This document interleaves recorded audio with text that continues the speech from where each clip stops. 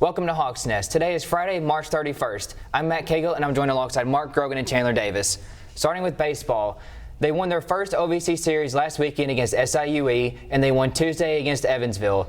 They host Little Rock this weekend, and if they keep up the momentum like they have been, they should be able to take their second OVC series. Yeah, Matt, I think we're starting to kind of see the team that everybody expected.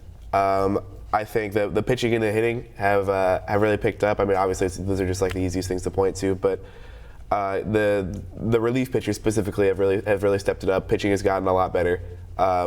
Timely hitting obviously is improved. So I think we're starting to see the number one team we all know this team can be. And with today's game being postponed tomorrow due to inclement weather, do you think the doubleheader will kind of factor into how this series will be played out? Well, yeah, I feel like with doubleheaders like that, you kind of just have to dig deep into the rotation. You know, can we roll more pitchers than Noah Niznik? The other guys are going to have to step it up. Not to say they're the problem, but they're going to have to team's going to have to dig deep. There you go. And try to stay consistent. Yeah. Softball lost Tuesday against Southern Illinois, giving up 4 runs in the 7th inning. They play at Tennessee Tech this weekend, one of the teams at the bottom of the OVC. I mean, no OVC game is easy, but when you're facing the bottom of the league, these are games that you don't necessarily want to look forward to and to kind of take for granted. But you see these teams on the schedule and you think, okay, we can take this moment to get back on schedule. It's an opportunity, yeah. Well, first, just brutal way to lose to regional rival. Always hate losing to SIU, but we luckily got the series against Tech coming up, so this is a good chance to flush it and move on. I mean, you don't even have to. When I played, coaches always told me 24-hour rule, so you can be mad about a loss for 24 hours. Sleep on it. After that, flush it and move on. That's exactly what these players need to do. Terrible way to lose terrible way to lose a softball game, but great opportunity to forget about it this weekend with some wins. And then what are some things, Chandler, that Coach Patterson would tell you guys after a tough loss? Is it like what Mark said, you just flush it and move on? Is there other things you have to kind of think about after a tough loss like that? What's kind of the process of moving on and getting prepared for your next game?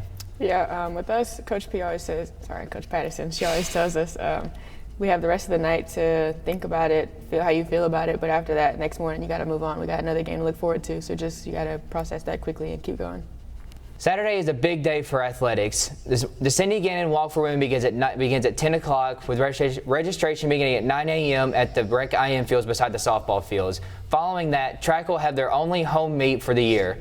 This is a big weekend for athletics. You have the Walk for Women, which brings in tons of fundraising for students, and then you have the track and field event right after. What does this mean to athletics and SEMO? Well, shameless self-plug here. I actually wrote an article about the Cindy Gannon and kind of include the Walk for Women in that. So if you want more information on that, why it was founded, you can go check that out. But as for just what we're talking about here, it's a great. Cindy Gannon, for people that don't know, was a legendary SEMO volleyball coach. Basically established like the winning expectations that the volleyball team now has. Phenomenal coach. If you ever get the chance to meet her, talk to her. Great person. She's awesome to talk to. So with this, the proceeds get donated to scholarships for student athletes. It's a great way to maybe extend a scholarship for financial aid to someone who maybe wouldn't have the opportunity to play otherwise. So phenomenal idea, or it's a phenomenal event that was started by Miss Gannon. It's right by the it's in the IM fields right next to the softball fields. It's $10 to participate. They provide food and alcohol. So great opportunity, super fun event. And then right after the track and field meet is free and open to the public. So what do we expect out of that?